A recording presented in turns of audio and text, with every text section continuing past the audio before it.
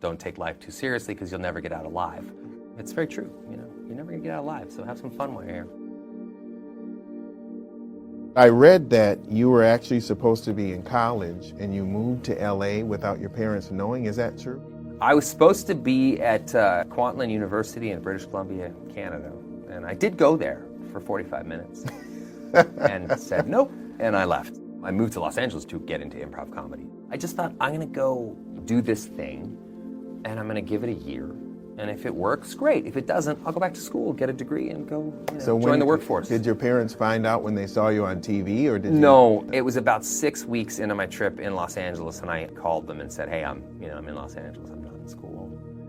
My father hung up on me, and then my mom called me back, and she was always kind of the voice of reason, and then, my father sort of came around. I eventually ran out of money, so I just asked an agency to meet with me, and I called about 10 of them, and then I finally got my foot in the door with one really small agency, and I bullshitted them. I just said, if you send me out on 5 auditions, I don't care what they are, what they're for, I promise you'll come back with one. And somehow I got the 4th one. I got a sitcom, which was probably still the best job I've ever had, because it was the residuals? No, it had nothing to do with money. The Okay. best job I've ever had, because it was a live audience. It was like kind of what I wanted to be doing anyway, which was improv comedy and that kind of stuff. It was a live audience that would pour in, and then this sitcom world is about a 6 or 7 or 8 month at most job a year. I mean, this is, you finish your season and then you're free.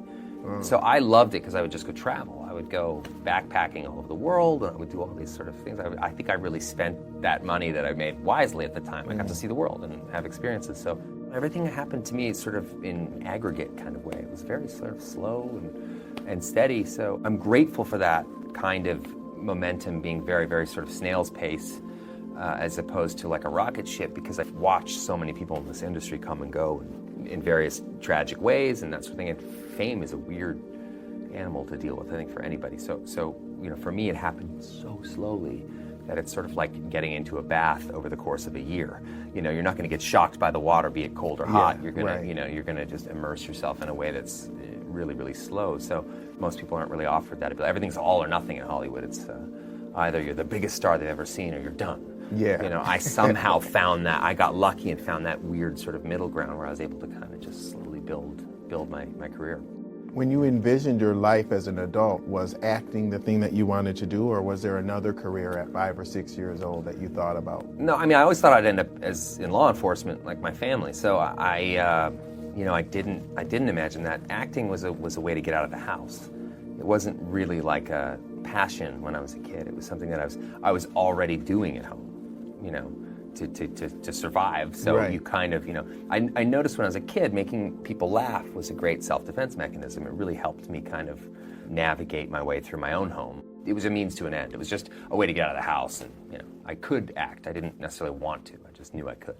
Well, what was it like in high school, the fact that you were doing this acting? How did your peers perceive that? I hid it largely in high school. Then I never celebrated. It was always something I kind of really tried to keep as quiet as possible. For me, high school was a situation where the more invisible I was, the more kind of happy I was.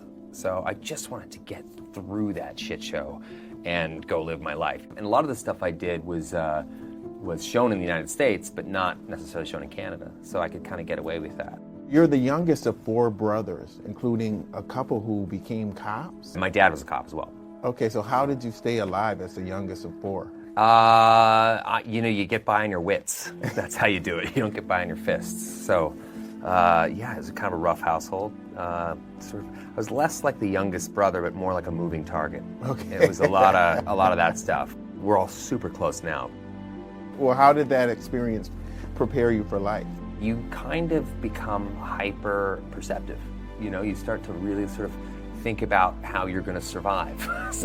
So especially my 3 older brothers, who were so sort of physical guys, and there was just rough housing. Like, for them was always funny. For me, it was like a life-threatening situation. So you sort of learn to kind of get by on using your mind, not your fists. So I became kind of hyper perceptive as a kid, and I know that contributed in enormous ways to the different paths I chose in life, particularly show business and that sort of thing. I was able to kind of constantly mimic people or watch people and look for tiny signs and big signs of, danger. It was tough. I was a kid.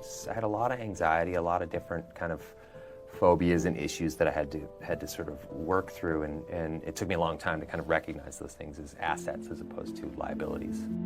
I still struggle with those same things. As challenging as they are, and they're also gifts that come with those things, and it's that same sort of situation where you become kind of incredibly perceptive in ways in which you otherwise wouldn't, You're constantly kind of sensing, both real danger and non-existent danger. So those are things that have really helped me in my work. What's the biggest lesson that you've learned about the business side of film and acting? Always just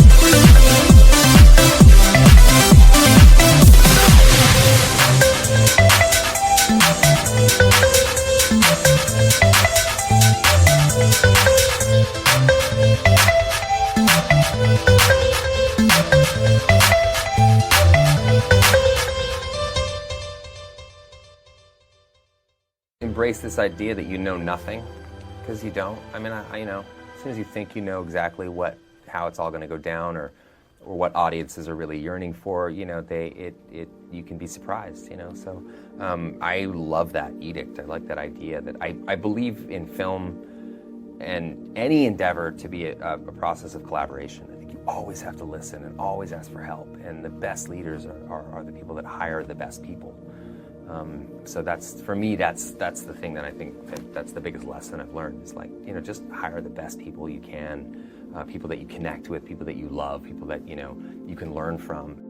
I get excited about stuff that's kind of inventive. I love ingenuity. I love anything that sort of I think is interesting. I'm not like a guy that sits around and sort of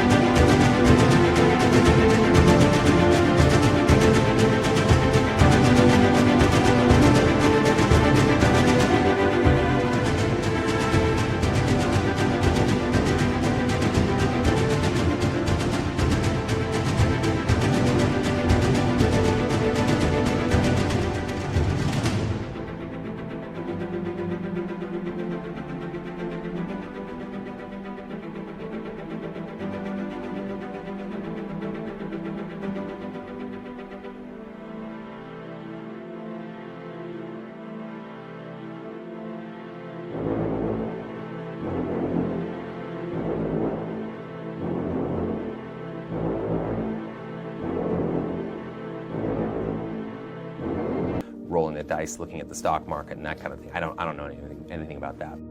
I wouldn't characterize myself as an entrepreneur. I would characterize myself as someone who has found a couple of different things in life that I believed in with every cell in my body, and this is one of them. In thinking about your future, what's important to you? Family, 100%. As anyone will know, it's almost frustratingly so for some of the people I work with, is that I gotta make sure that my time with my family is prioritized over anything else. You did something really incredible a few years ago where you ran the New York Marathon to raise money for the Michael J. Fox Foundation for research for Parkinson's. Why was that important for you to do that? My father had Parkinson's. He died a few years ago, but my father's very, very proud man. I mean, I think he said the word Parkinson's to me maybe twice in the 25 years that he had the disease. So I think the more people talk about it, the more I see guys like my father, who is sort of the archetypal strong man, the guy who, don't talk about your feelings, cram them down, and sort of robbed of his physicality, and he was strong. He's an ex-boxer or cop, you know. I think part of his identity was that he was a very strong man, so it forced him to kind of reassess all those things, which was in a way a good thing.